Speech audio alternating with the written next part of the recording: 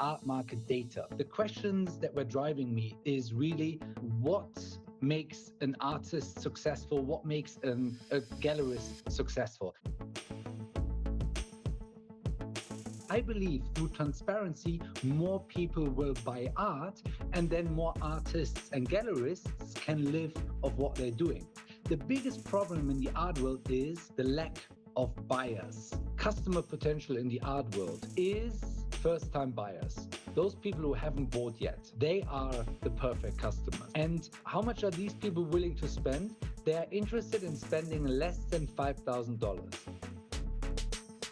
Somehow, there exists a rule in the art world that you should not publish your prices. That is wrong. The science is very clear. When you publish your price, the conversion rate to buy is 4 times higher than if you don't publish the prices. Hello, everyone. I'm regularly having informal or formal conversations with influencers, thinkers, doers of the art world. And I wanted these conversations to get public so that artists can also get all the tips and advice I get from these people. Today, I'll be speaking with Magnus Resch on how to build your brand as an artist today. If you don't know Magnus already, Magnus describes himself as an art market expert, a university professor, an entrepreneur, a book author. Magnus Resch has 700,000 followers on Instagram. Whether you like Instagram or not, let's state that it's wow. It's very impressive. So welcome, Magnus. I'm looking forward to talking to you, Vera. What does it mean to be an economist of the art market? I think it's a great title, isn't it? Also because I always failed my economics exams, at least the first round. So the fact that I'm now described as an economist always makes me laugh. But what I do is I'm not an art historian. I look at art market data. So the questions that were driving me is really what makes an artist successful, what makes a gallerist successful. And that was also the first question that I asked myself. I started out as a young gallerist to finance my studies selling art, and I was so successful, kind of third league gallerist when I was 20. And I always wanted to find out, how do I get better as a gallerist? And that was the starting point to my academic career, where I did my PhD thesis exactly on that question: what makes a gallery successful? I'm always passionate to understand how people end up in the art world. So what's your story? What's your connection with the art world? Were you born to become an artist and something changed your career path? Did you always want to work in that sector? No, not at all. And I'm really not an artist. I always explain it to everyone. I'm not an artist. I'm not even an art historian. I just look at data in the art world, really. How I got involved is through friendship. I was hanging out in a bar in Germany when I was 17. Yes, for those Americans who are visiting, it's legal to drink and be in bars when you're 17 in Europe. We are normal, you guys aren't. Anyway, so I was hanging out and met some artists in this bar, and they said, hey, come over to our studio. We are studying right here. Come to the academy so you can take a look at our art. And this is how the whole journey started, because when I met them and talked to them, I realized, hey, these guys are struggling. They have difficulties selling their art, and I wanted to help them. So after my time in the army, I started selling their works and eventually built a gallery out of this. So very different to a lot of people in the art world, and similar to you, Vera, right? We're coming from different backgrounds. We didn't grow up in these super old school art world families, and that allowed us to have a very fresh and unbiased view on the market, and also ask a lot of questions that other people who grew up with it never asked themselves. Yeah, true. It's easier for us probably to break the rules, ask why is it so? Why has it been so for so long? Indeed. And now you're wearing so many hats. I don't know if you say that in German or in English even, but basically I mentioned you are art market expert, university professor, so you're teaching at Yale, you're an entrepreneur, you're a coach also for artists. How do you manage to have all these activities? Well, I'm very much driven by a mission, and that mission is to make the art market more transparent.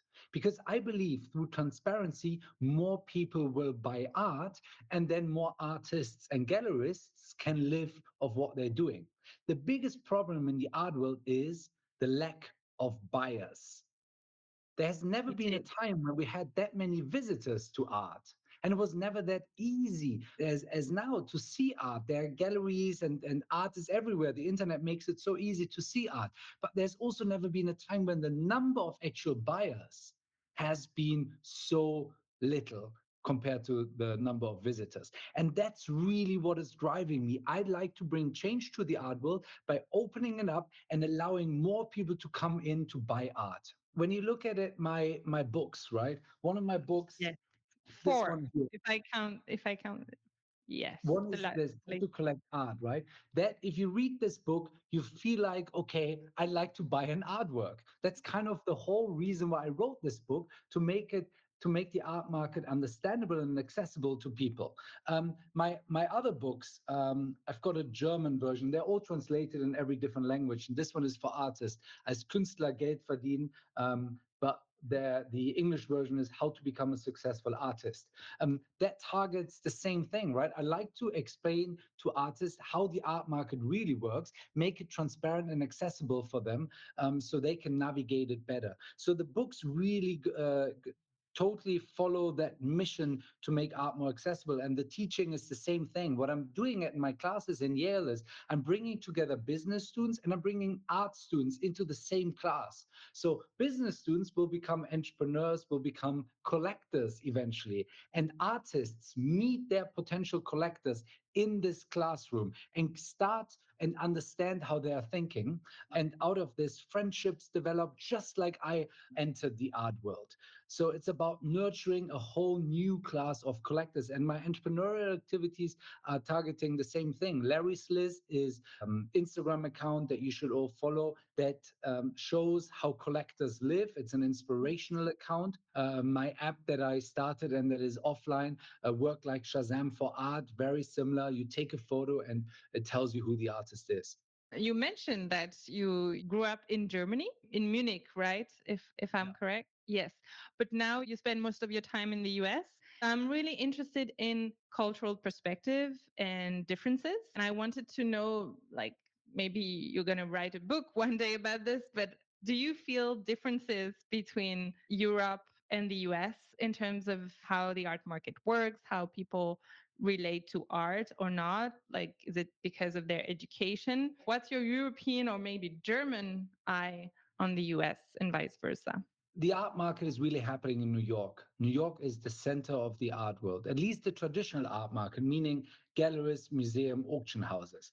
Europe, um, particularly Paris and Germany, which is more spread out, historically played a larger role, but that role has decreased quite dramatically. Now Paris is seeing a revival, but it's still light years behind New York in terms of market power. The big deals are really happening in New York. Centers of the art world always shift. So New York won't be the center anymore in 40 years. There will be a new center. It's part of my class actually for students to predict where the new center will be. The market is happening in New York. I think as an artist, if you really want to make it in the traditional gallery museum game, at some point you need to be in New York because it is about networking. In New York, you mean it's where it happens, but the buyers are not necessarily Americans, right? They come from all over the world, or they do live in New York. Buyers are obviously spread out. However, most of the deals, as we know from all the reports, are happening on US soil and are happening in New York. So when it comes to the high price segment, the big pieces are sold at Sotheby's and Christie's in New York from international buyers or local buyers. And when it comes to the gallery game, it's local buyers, American buyers who live in New York, who are responsible for the largest percentage of acquisitions. That doesn't mean that the Paris, the French, the German market is irrelevant for artists. However, if you want to play the traditional gallery game, then you have to be in New York. It's been a while. I haven't been in the US, but talking to American artists and European artists, the feeling I have is that pricing your works happen very differently when you're a European artist and an American, you're living in the United States. It seems that a young graduate from an art school in the US will price much higher their works. Do you feel that there's also this dynamic where prices are very different, not comparable even? Yeah, we see a price difference between the markets. American buyers are willing to spend more than European buyers. However, since artists are and galleries act globally, prices have now caught up in the European market. I think Berlin prices of artists used to be lower than those in New York, but soon switched to the New York level because they wanted to have prices at the same level, which is difficult. This is very interesting. Singulart was indeed we launched it because we wanted to create this international layer because we thought it was missing for artists that had no national recognition to gain an international audience. And sometimes we feel that artists struggle when they have a relatively good market in, let's say, Spain, to price their works for the international markets.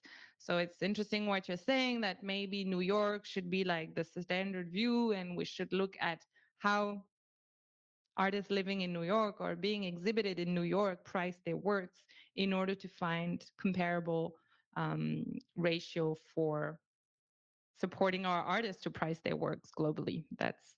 That's an interesting tip. Maybe if we go back on your book that was published in 2021, How to Become a Successful Artist. I told you already, but when I saw that book, when I read that book, I was on maternity leave.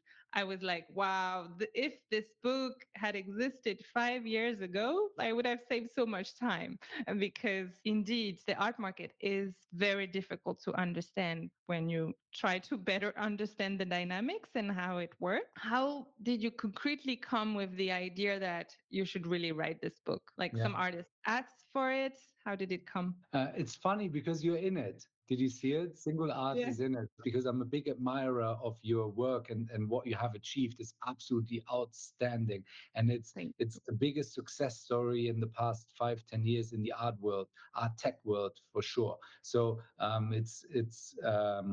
it's great that we are having this public conversation, but it's also absolutely fantastic what you and Bryce have built over the years. And that's why I included you in the book. The book comes from the same idea that started my PhD.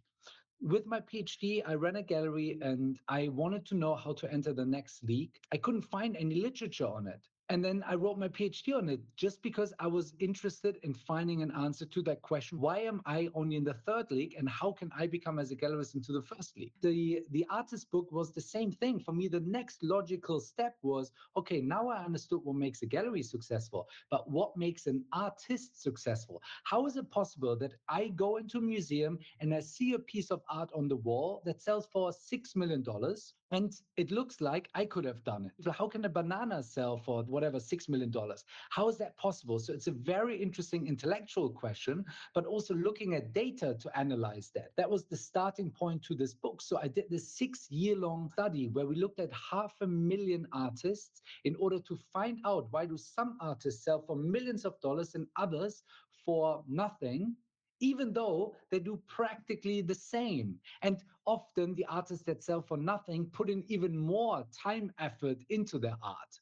So if you cannot explain it based on the time that they put in, and since there are no defined standards for what good art or quality art is, something else must be the answer. And this was why we did that study. The study was published in Science magazine, the #1 academic journal, became paper of the year, because for the first time in the history of the art market, we were able to show scientifically what makes an artist financially successful. And that is the starting point where I summarize in this book the findings of this study. So basically, you had the idea, you looked for a publisher, and then you hired a team to help you. Like, how do you launch such a big study? No, the study, I partnered with 2 Harvard professors, Okay. and it just took so long because we wanted to make sure that the methodology is solid, and we looked Yeah, at and won't be criticized. Yes. yeah, exactly. I mean, it's okay to be criticized. I get this all the time. But when you look at the art market reports that UBS publishes, it's very high level, right? And I wanted to go a step deeper into this. So that's why we took so much time. And the book is really the results of this study translated into very actionable terms for artists. So they don't need to read through a highly scientific study, but they get the essence. And then I explain based on a lot of case studies that I did with superstar artists, with collectors, with gallerists, explain the essence of what they're looking for. For example, I interview people like Mark Glimscher from Pace Gallery and ask him, what are you looking for when you work with an artist? Or I interview people like Jeff Koons. How did you become so successful? But also interesting artists like CJ Henry, who is probably one of the most profitable artists, but is not in the gallery world at all, purely does it through Instagram. So I talked to her and asked her, how did you make it without galleries? When I talk about the traditional route and everything else, I mean traditional route, that is the gallery world, the museum world. I believe there's another world next to it, which is doing it without galleries, doing it through platforms like you are. I know that you have now integrated the gallery game too. So you're bridging that gap. But there's some artists who are very successful purely through platforms like yours and selling it on Instagram and building a brand without being part of the traditional slash gallery museum world. Yeah, of course. And we want to answer all type of artist objectives. When you published the book, how was it received by the big players in the market? Because you and I, we want to make the art world more transparent, but obviously not everyone want that. So did you receive some criticism? Of course, but everyone from the traditional art world participated. Looking at it right now, Yes. we had Sean Scully, Marilyn Minter, Hans-Ulrich Obrist, Jeffrey Deitch, the Robel family, Oscar Murillo, Lucian Smith, Kenny Scharf, Raymond Pettibone, Julian Schnabel, and so on and on and on. So all these people from the traditional art world participated because in the end, they're also interested to find out what is the future of the art market, right?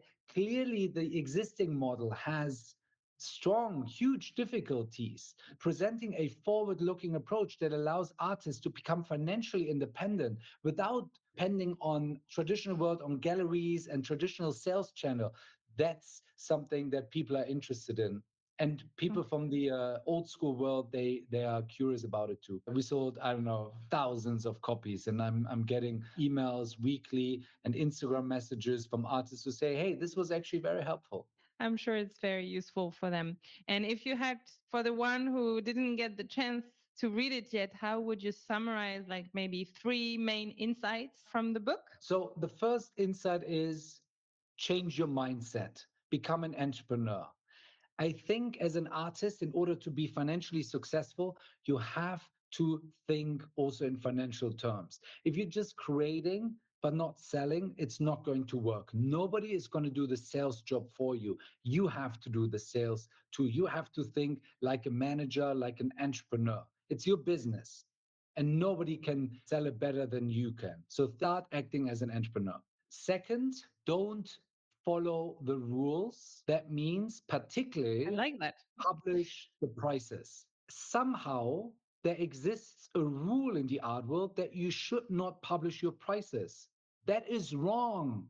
All these hundreds of artists that are listening right now, publish your prices. If It they is are on Singulart, they have their prices shown on Singulart. And I must say, when we launched the website in 2017, the fact that we were showing prices, which is just by law necessary, we were already going against the norm. And that's why you are a very successful platform where artists actually sell. So artists publish your prices. The science is very clear. When you publish your price on every Instagram post that you do, on your personal website, On Instagram, you recommend to absolutely show. absolutely publish the prices, because the conversion rate to buy is 4 times higher than if you don't publish the prices. And I'm repeating this. Chances are four times higher that you sell that piece if you publish your price. So I don't know if some of you have a background in e-commerce, but I know a lot of e-commerce people who would die to have a conversion increase of 4 times. With one little change, putting that price point there, you really make a dramatic difference to your success. So publish your prices. The third advice is buy my book. No, that was a joke. I wanted to give you a third advice, and that is Instagram is very important. You're in the business of brand building, and Instagram is your cheapest and most actionable tool that you have to be a successful artist. So if an artist has a weird Instagram name that doesn't resemble their real name or their artist name, and they post nothing because they're too cool for it and they think it's so commercial, I can tell you it will be difficult. Instagram, yes, these cases exist. There are artists who are very successful and who don't have an Instagram, but these are the outliers. Instagram is your number one tool. It's your business card to display your work to a larger audience, and you need that. When did you start posting on Instagram? I was mentioning you have 700K Yeah. followers. I also started late and I don't like it, but I need it for my business. I'm selling my books through it. Every time I post my Yeah. book, I sell a couple of hundred books. It's working really well. It's also a great way to stay in touch with people. For me, it's great to communicate and find artists, to communicate with business partners and so on. And how much time would you advise an artist to spend to post on social media? Yeah, when it comes to your time, successful artists spend over 80% of their time on business things. 80% of their time. That means That's selling huge. or marketing, or outreach to partners. So everything around business, and 20% on creating art. And I've seen this, I've interviewed the most successful artists. When I ask them, how do you spend your time? And they always say, well, I'm creating art. Then I ask them, but how do you spend your time? They're like, oh, I'm in the studio. But what do you do in the studio?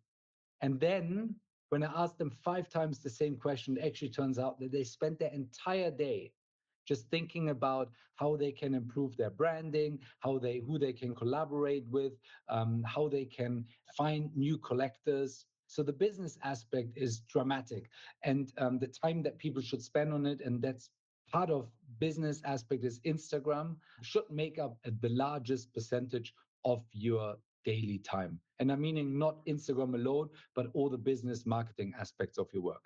Do you have one artist that you believe is using social media well? Like that is not like one of the most, it's not Jeff Koons or is not in top galleries? I get asked that question a lot. So I'm doing one-on-one coachings with artists frequently, and I always share a couple of Instagram accounts that I find interesting. When we look at someone like obviously CJ Henry, she does it so well. And there's another artist, Julie Pritchard, who does it really well. I don't know if you can pull up. Yes, we will put the links. What is Julie doing well? Because you mentioned already CG, who is not Yeah. like who's very successful, not being with traditional galleries. Julie Pritchard, she definitely looks like a Singulart artist, part of our community. What does she do well? When you look at it, she has a very nice, I immediately see her face, and I watch these reels where she's talking to the camera and she explaining to me what she's doing. Then she has these artwork detail shots, but also always shows an installation view of it, or a shot where she zooms out. The worst thing an artist can do is having a grid with only detail shots of their work. I'm interested as a buyer. I'm interested in who you are. That's very interesting that you mention it. It's hard sometimes, but it's so important when you're doing social media to remind yourself with looking at my feeds. And again, as a buyer, you are interested in the person, in their story, in who they are, why they're doing what they're doing. Also, it's about work in progress. Don't show me only finished works. Show me the process that you're working on it. That's what people are most fascinated by. That's why they always go to these studio visits of artists, right? They always want to see what is it like in the studio. And that's pretty powerful. So show some videos of unfinished works. Show pictures of artworks installed in collector homes. Just like, look at fashion stores. They show you how people wear them. They don't just show you the handbag in an isolated white room. They show you models or real people with those carrying those handbags or wearing these outfits. So show what your art looks like in real collectors' homes, or even stage it on Photoshop, or there are apps for it. So show me what it would look like. It also gives me a better sense of the dimensions of it. And when you do this, post the price of it. CJ Henry does it really well. Is very open about her process and the struggles that she is having when she creates something and where her mind is right now. And that's what people are interested in. You as an artist are a brand. You're not this isolated person sitting in a dark room that communicates with nobody. True. And you were mentioning show your prices. What's your advice on how to price your work well? This is probably the biggest mystery in the art world for people who don't understand the art market is why is this work worth this price? Let's look at who does it well. Elisa Bogner does it well. Eliza Bogner, and her Yeah. Instagram is Bogner Art, Yes. Boughner. She's a Singulart artist that we picked. Thank you for looking at her work. I looked at her work. As a side note, I like her Instagram. I would even want to see a little bit more of herself, but it's a good Instagram. She shows what the works would look like in a collector setting. She does these videos, not only still photos. That, as a side note, what I like her pricing is, because first of all, large pieces at an affordable price. So Mhm. we have here 122 centimeters for roughly 6K euros. What do buyers want? The largest buyer group are first-time buyers. Yes. So these people, who are you catering to? If you're catering to existing collectors, great. I would tell you, don't bother. These people are buying from traditional galleries. They have their set of artists that they're buying. Don't try to convince them that they should also be buying you. The largest customer potential in the art world is first-time buyers. Those people who haven't bought yet, they are the perfect customers. And how much are these people willing to spend? They're interested in spending less than $5,000. They're looking for large original pieces, paintings predominantly, 90%, for less than $5,000. And that's why I like Elisa's approach, because she has plenty of works for less than $5,000. Of course, she has larger works at a higher price point, and she is a more established artist who has done it. But when I look at it, under 500, she has plenty of work, smaller works, that are an entry point for collectors, first-time buyers to buy from. And then they start the journey. Mhm. And eventually, when they like the work, they gradually want more.